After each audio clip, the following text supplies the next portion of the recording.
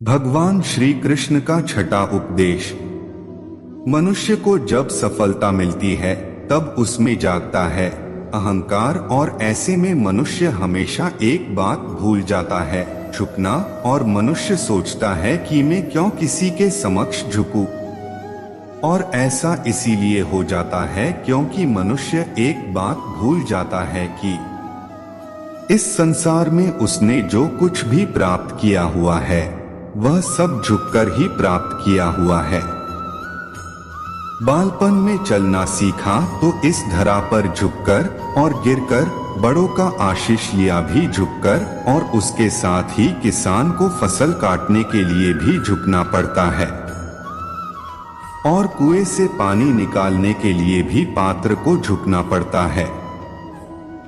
भगवान से आशीर्वाद प्राप्त करने के लिए उनके समक्ष हमें झुकना पड़ता है।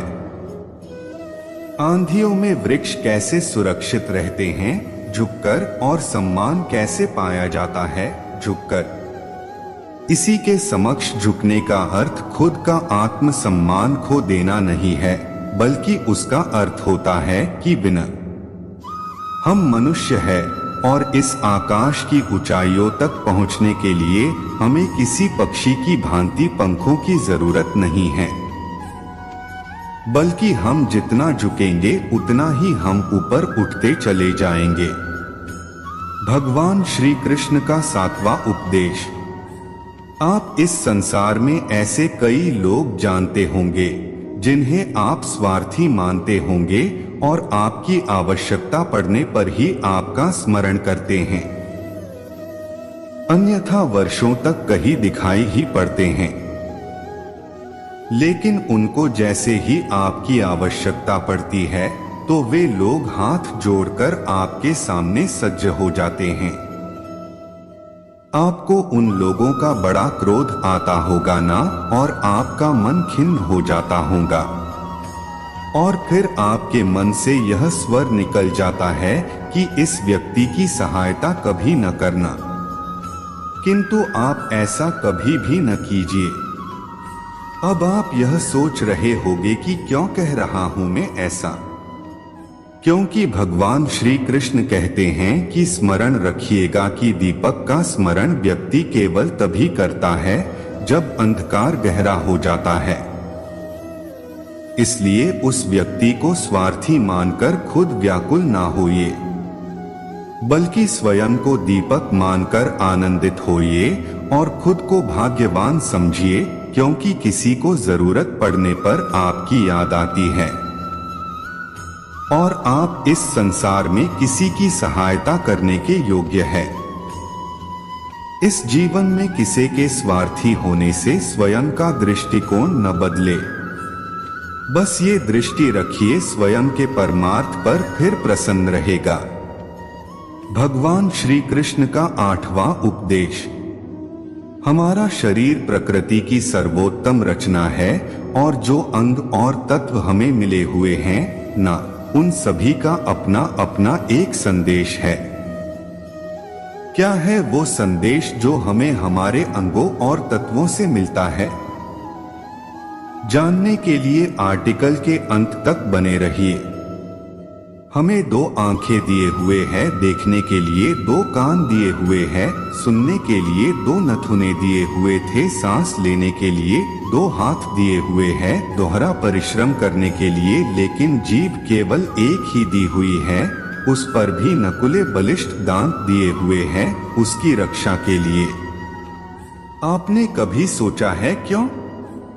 क्योंकि शब्द और शब्दों का उपयोग मनुष्य का सबसे बड़ा शस्त्र है, जिसका उपयोग जितना सोच समझकर किया जाए उतना ही मनुष्य अपने जीवन में ऊपर उठता है। इसीलिए देखो, सुनो, समझो अधिक लेकिन बोलो कम, फिर आपको सफल होने से कोई नहीं रोक पाएगा। भगवान श्री कृष्ण का नौवां उपदेश। इस संसार में सबसे अधिक शुद्ध माना जाता है गंगाजल को। कभी आपने सोचा है कि क्यों? क्योंकि गंगाजल का आविर्भाव ही शुद्ध होता है और उसका जन्म शुद्ध होता है। जहां से उसका प्रारंभ होता है वो शुद्ध होता है और प्रारंभ का शुद्ध होना अति आवश्यक है।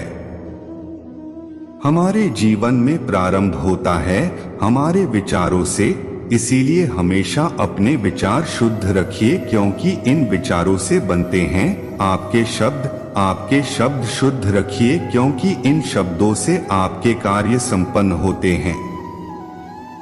आपके कार्य शुद्ध रखिए, क्योंकि आपके कार्य आपका स्वभाव बनाते हैं और स्वभाव से बनती हैं आपकी आदतें और आपकी आदतों से बनता है आपका चरित्र, और ये चरित्र संसार के समक्ष आदर्श के रूप में आता है। लेकिन विचारों से आदर्श तक की ये यात्रा तभी शुभ होगी जब आपके विचार शुभ और शुद्ध होंगे। इसलिए इस जीवन में और संसार में अगर आपको सफल और कामयाब इंसान बनना चाहते हैं तो आपने विचार शुद्ध रखिए। भगवान श्री कृष्ण का 10 उपदेश। यदि मैं आपसे पूछूं कि दूध और माखन इन दोनों में संबंध क्या है, तो आप कहेंगे कि ये तो सरल सी बात है, दूध से ही तो माखन बनता है। और यदि मैं आपसे पूछूं कि इन दोनों में अंतर क्या है, तो कोई कहेगा कि एक तरल है तो दूसरा ठोस, तो कोई कहेगा कि एक जनक है तो दूसरी उसकी संतान है। नहीं, इन दोनों में अंतर है शुद्धता का, क्योंकि माखन दूध से कहीं अधिक शुद्ध होता है। इस बात को कुछ इस प्रकार समझा जा सकता है कि यदि कोई कीट आकर उस पात्र में गिरे जिसमें दूध रखा हुआ है, तो आप उस समय क्या करते हैं? आप दूध को फेंक देते हैं। लेकिन यदि कोई कीट आकर उस पात्र में गिरे जिसमें माखन रखा हुआ है, तो आप क्या करते हैं? तो आप उस कीट को निकालकर फेंक देते हैं, क्योंकि वो कीट मैला और दूषित है।